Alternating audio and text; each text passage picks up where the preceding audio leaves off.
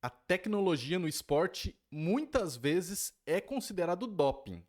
E agora que a gente está vivendo os Jogos Olímpicos do Inverno, lá na Itália, a gente está vendo uma polêmica sobre alguns esquiadores supostamente estão aumentando o tamanho do peru deles para conseguir saltos mais distantes. Vamos entender os casos de tecnologia virando doping no esporte no vídeo de hoje, depois da vinheta.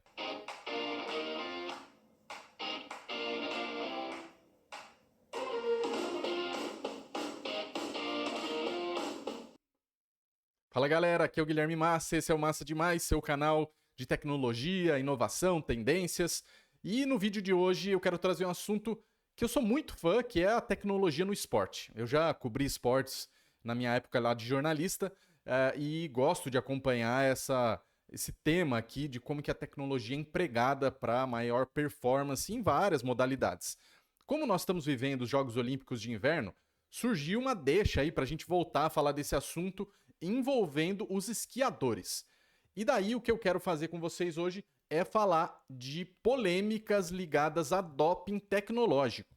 Vamos comigo que eu fiz uma lista aqui de 6 e poderia ser uma lista muito maior, mas eu elenquei só 6 e depois até comentar alguns casos em que não é considerado doping o uso de algumas tecnologias. Vamos lá. O caso que a gente está falando agora é o caso lá nas Olimpíadas de Milão, né, e Cortina, na Itália, em que alguns atletas foram denunciados ali, né? A Agência Mundial de Doping tem investigado se eles estão injetando ácido hialurônico, sim, aquela substância muitas vezes usada aí para harmonização facial, para melhorar o seu sorriso, a sua aparência, mas também várias outras partes do corpo. Às vezes mulheres colocam no bumbum e os homens têm usado para aumentar a circunferência peniana. E daí tem uma questão estética, mas por que a UADA está atrás desses atletas é porque no esqui eles têm usado para aumentar a circunferência do pênis. O que isso traz alguma vantagem? Não é nada estético, não, e não é da autoestima dos atletas. No esqui, eles fazem uma medição do macacão de acordo com o corpo do atleta. E daí, quanto maior a superfície do macacão, mais ele tem capacidade de planar. Ou seja, ele salta mais longe. Estima-se aí que a cada centímetro de peru, ele possa saltar, às vezes, 10 centímetros até 2 metros mais longe. E aqui a Federação Internacional de Esqui reconhece que cada centímetro importa. Então é quase que uma piada pronta, né? Tem toda uma discussão aí de tamanho é documento para os homens. E no esqui a questão é sim, importa e importa muito. Então a UADA já se pronunciou, na verdade, anteriormente, e o ácido hialurônico hoje ele não é considerado uma substância dopante. Ele é legal. A questão aqui é, peraí, mas você pode usar para esse fim de aumentar o traje na sua medição? Isso ainda tem análise e gerando bastante polêmica. Para além disso, obviamente, tem estudos aí, ou pelo menos divisões aí na comunidade médica dizendo se o ácido hialurônico para esse tipo de aplicação não pode acabar gerando alguma necrose no local ou embolia para os atletas, até pelo tipo do uso. Então é curioso o como que de repente um procedimento que veio lá da estética acaba sendo usado de uma maneira para driblar a legislação dentro do esporte. E isso não é o único caso. Aliás, o segundo caso aqui é esqui novamente. E novamente ligado a traje. Já deu para perceber que no esqui o traje ajuda muito. E aqui o que aconteceu foi uma polêmica muito grande com um grupo de saltadores noruegueses. Não foi só um, não, foram vários. Eles estariam fazendo parte de um esquema que passou um fio dentro do traje para reforçar que ele ficasse mais, digamos assim, dilatado, mais estendido, ou seja, aumentando a superfície de contato com o ar e com isso ajudando a planar mais, né? E aqui a questão não estava necessariamente violando de uma maneira explícita as regras daquele esporte, ter essa afiação diferente. Mas será que essa criatividade não pode ser considerada antidesportiva? E no esporte a gente tem inúmeros casos de atitude muitas vezes antidesportiva, mesmo que aquilo não seja contra as regras, desde a Fórmula 1, futebol, enfim, e no esqui não seria diferente. A defesa desses saltadores noruegueses, e para ser claro, eles sim foram punidos, foram suspensos. A defesa era de que a equipe técnica é que fez isso, não tinha a ver com saltadores de uma tentativa aí de liberá-los, né, para as competições. E sim, a gente eles foram suspensos, mas eles estão liberados, eles estão aí competindo nessas Olimpíadas de Inverno. E aqui talvez a descoberta desse tipo de coisa levou a uma solução que é, sim, talvez você possa mudar o seu corpo para que ele estique o macacão e daí, enfim, não tem essa polêmica toda, que é o primeiro caso da injeção ali de ácido hialurônico. Nesse aqui, o movimento era realmente com o macacão. Daí a gente vai para uma outra modalidade, aí o ciclismo, né, saindo dos Jogos de Inverno, em que o doping aqui era totalmente mecânico. O que eles fizeram? Né? Alguns atletas perceberam. Na verdade, as agências reguladoras antidoping, elas estavam testando de uma maneira assim, quase obsessiva por toda aquela polêmica envolvendo lá o Lance Armstrong, e que tem inclusive documentário aí no streaming, uma questão crítica aí de dopagem mundial, falando muito do teste de sangue, né? Mas o que aconteceu foram ciclistas colocando motores elétricos dentro do quadro da bicicleta. Então aqui o que aconteceu foi se inserir aqui um pequeno motor no quadro, e ele dava meio que um empurrãozinho invisível em momentos críticos da corrida, lembrando um pouco aquele energia que os carros da Fórmula 1 vão absorvendo e depois eles podem usar, né, para acelerar. E aqui o que acontecia? Era uma espécie de doping robótico, vamos chamar assim, né? Não era químico, não era uma substância no corpo. E obviamente gerava uma vantagem em momentos mais difíceis das provas e também diminuía o desgaste dos atletas, que é uma das coisas mais notórias aí no ciclismo. E daí, quando descobriram, obviamente, gerou um pânico na comunidade, que cara, quantos foram pegos e quantos que de fato usaram dessa mecânica. O ciclismo, historicamente, tem vivido com dificuldades aí com o controle de doping em geral, e daí não só no corpo dos atletas, mas em qualquer outro traço. Talvez aqui fosse uma boa inspiração para o pessoal que só quer andar de bicicleta na rua aí, ou com moto elétrica. Um dos casos super difundidos aí, né, lembrados, nas Olimpíadas de Pequim 2008, né, a Speedo, uma das fabricantes de trajes para natação, ela lançou os famosos full body trajes, né, de corpo inteiro, que eram de poliuretano, e que eles foram meio que apelidados de traje do tubarão, né, na época. Por quê? Porque eles tinham desenhos aqui tentando imitar a dinâmica aquática dos tubarões, e com isso diminuir a fricção do atleta dentro da piscina. Lembrando que 2008 foi o começo lá do império do Michael Phelps, que está aqui à esquerda. Não só, obviamente, ele conquistou inúmeras medalhas nos próximos Jogos Olímpicos, maior medalhista da história das Olimpíadas, e toda essa trajetória começou lá enquanto esse traje ainda estava sendo permitido, né? E o que aconteceu naqueles Jogos Olímpicos é que 23 recordes mundiais foram quebrados em 2 semanas de prova, e daí não dava para não considerar que o traje estava gerando um descompasso. Tem uma questão que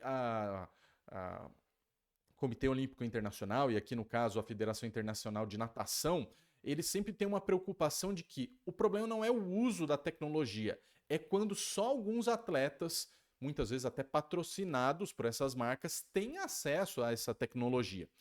Se for algo que todo mundo pode usar, ou que várias marcas podem usar aquela tecnologia, daí, enfim, estaria liberado. Não era esse caso, realmente esses atletas tinham um descompasso.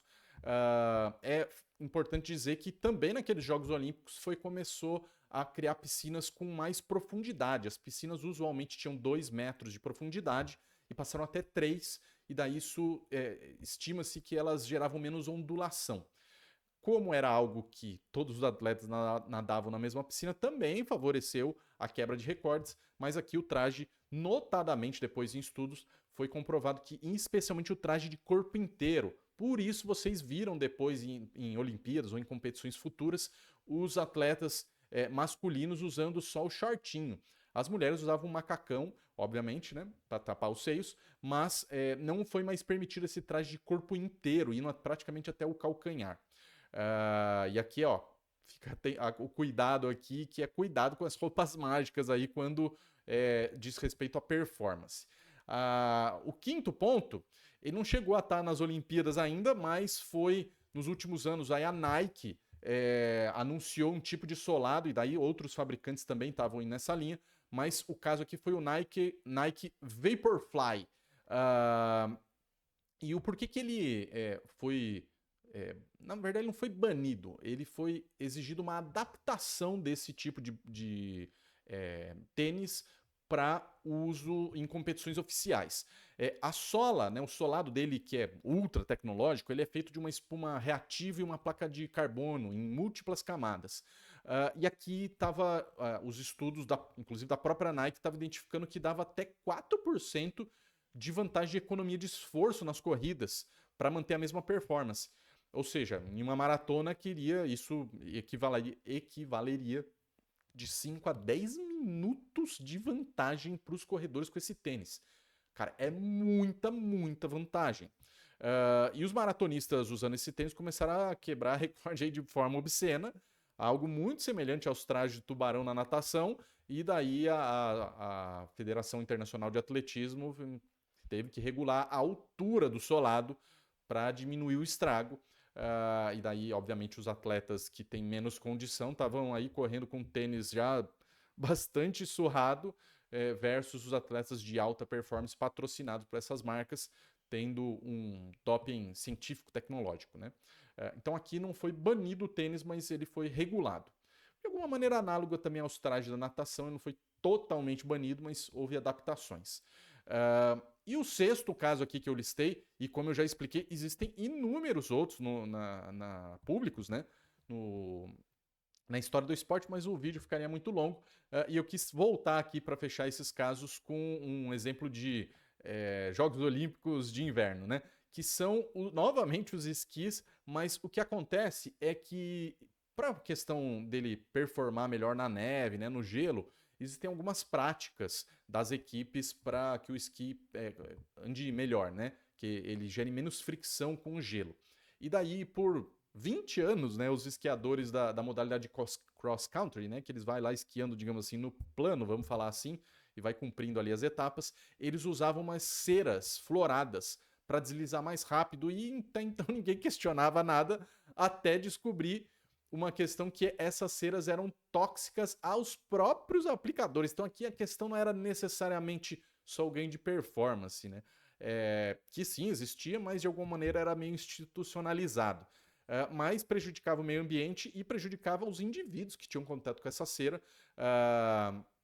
Então acabou sendo banida essa cera, que obviamente gerava vantagem para quem usa, né? Então é quase que diminuir um pouco o nível de performance ali. E é fato, né? O esporte sempre demora um pouquinho para, assim como nos crimes cibernéticos, por exemplo, a legislação ou, enfim, os órgãos estão sempre um pouquinho atrás dos criminosos que estão buscando aí as brechas, né? Mas, para deixar claro, nesse caso aqui, até então, ela não era considerado doping, em particular para performance, foi só colocado uma restrição para fins de saúde dos atletas e também para o meio ambiente. Daí vamos lá para alguns casos que eu separei aqui que não são considerados doping, e é importante a gente falar sobre isso. De novo, na verdade, que patinação, jogos de inverno. Talvez você já tenha ouvido falar desse clap skates aqui, que são esses esquis que, se você olhar aqui a parte de trás, eles se desplugam. Isso lá no final dos anos 90, então já faz um tempo isso, alguns patinadores começaram a adotar isso, essas lâminas articuladas, porque ela começa a dar mais eficiência. Tem alguns momentos que o atleta precisa de mais velocidade, e daí para aumentar o controle dele, se ele tiver apoiado só na parte da frente, ele consegue fazer isso melhor. Então se criou um mecanismo em que o atleta vai travando e destravando o patim da lâmina ali no fundo. E mostra um princípio aqui mais ou menos curioso, né? Que é a tecnologia ela é aceitável se ela for democrática. Então, isso aqui foi institucionalizado. Você provavelmente vai ver muitos atletas, se não todo mundo, usando isso aqui aí nos jogos de inverno, enquanto você estiver acompanhando aí no streaming, na TV, enfim. Então, não é fraude se for democrático. Aí a gente tem outros casos aqui que estão no limiar ali, ou que exigem análise meio que caso a caso. Um dos exemplos mais famosos aí da história é o Oscar Pistorius. Ele é um corredor sul-africano que ficou muito famoso por ter sido o primeiro atleta a competir nos Jogos Olímpicos de verão e também nos Jogos Paralímpicos ao mesmo tempo. Ele não ficou classificado numa categoria só. E você pode ver, né? Ele tem uma debilidade aqui que ele usa prótese a partir do joelho. E essas próteses de carbono dele, na época ele foi acusado de ter uma vantagem competitiva ali por conta delas aumentarem a impulsão dele durante a corrida. Para você ter ideia, o Oscar Pistorius ele conseguiu ser semifinalista na prova de atletismo, o que é muito, muito difícil. E daí muitos atletas e federações começaram a acusar que o problema ali, ou a questão, era exatamente as próteses. Para ser justo, as próteses não se comprovaram pela Federação Internacional de Atletismo de que elas sim estavam gerando uma vantagem desproporcional para o Oscar. Então ele ainda continuava sendo permitido, mas aqui a questão é cada atleta, de acordo com o nível de deficiência que ele tem e de acordo com o tipo da prótese, vai passar por uma análise. Então é meio confuso, mas caso a caso. Oscar Pistorius, infelizmente, também ficou famoso, além dessa questão esportiva, por ter sido condenado por ter matado a namorada. E ele ainda está em prisão, se eu não me engano, está em prisão, regime semiaberto agora, né? Ele ficou aí, pegou uma pena grande. Mas já teve outros casos, por exemplo, não é doping, ou depende, aquelas câmaras chamadas de hipoxia, né? Que é para simulação de altas altitudes. Então, elas são legais, mas depende do uso que é feito na competição. Se só alguns atletas tiverem acesso, elas não vão ser permitidas. Então, é um negócio meio polêmico, porque, no fim, você tem sim corredores que treinam em altas altitudes o tempo todo, outros que acabam usando dessa tecnologia, e como que você dosa aí? Então, a agência acaba dizendo depende. E vale a mesma coisa para capacetes aerodinâmicos, por exemplo, em corrida de automobilística, em esportes que você exige velocidade, e nos Jogos Olímpicos de Inverno tem vários deles. A posição da bicicleta, onde que fica o selim, enfim, a bicicleta toda passa por isso. No caso da natação e do atletismo, os blocos de partida, né, de onde o atleta salta ou de onde ele parte na hora da corrida, tudo isso é regulado para que você, por mais que tenha um avanço tecnológico, não seja beneficiado um atleta especificamente. Porque pode acontecer de alguém lá e falar, olha, vamos dar um jeitinho aqui de ajudar o corredor A, B e C, e aparentemente o bloco todo estaria tudo igual. Imagina, inclusive, isso sendo institucionalizado para o país sede, querendo beneficiar os atletas do seu país. E por fim, que também não é doping, aqui na verdade não é doping, é só uso de tecnologia. Eu já falei das piscinas, né, aumentando a profundidade, mas a gente tem as pistas de atletismo. Nas últimas Olimpíadas de Verão lá em Tóquio, a gente viu uma nova tecnologia sendo usada para pista de atletismo. A gente viu lá no começo era o saibro, e daí foi para um material sintético que tem aí em muitas pistas de corrida, né? Daí tem um material já melhor vulcanizado, e agora tem um mais otimizado ainda, que você olha assim, ele tem até essa cor meio roxa, e que começou a permitir um número maior de recordes. Ou seja, não é só a performance do atleta, mas o fato de todos competirem na mesma pista. Muitas vezes nesses jogos que usam essa tecnologia, eles acabam chamando atenção. Talvez o atleta tinha até uma performance um pouco inferior em outras competições sem esse tipo de solado ou de superfície. E obviamente aqui a questão da federação é certificar que não seja algo abusivo, né? Nossa, para aumentar a performance de uma maneira desproporcional. Né? Vamos brincar aqui que fosse colocar uma esteira rolante no lugar da pista, isso não vai acontecer.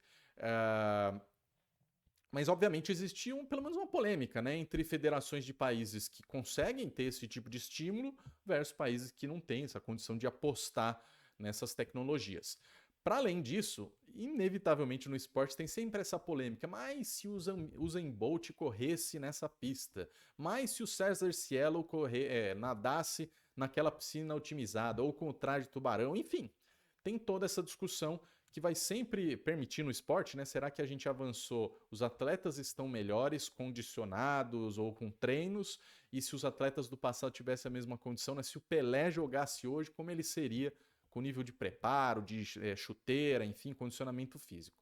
Então, com isso, a gente encerra o vídeo de hoje, motivado muito aí por uma polêmica, no mínimo curiosa, né? Tamanha documento sim no esqui, e espero que vocês estejam acompanhando os Jogos de Inverno para ver várias outras tecnologias que impulsionam o esporte. Nos vemos aqui, não deixa de curtir o vídeo e mandar aí para quem gosta de esportes de maneira geral. Nos vemos na semana que vem.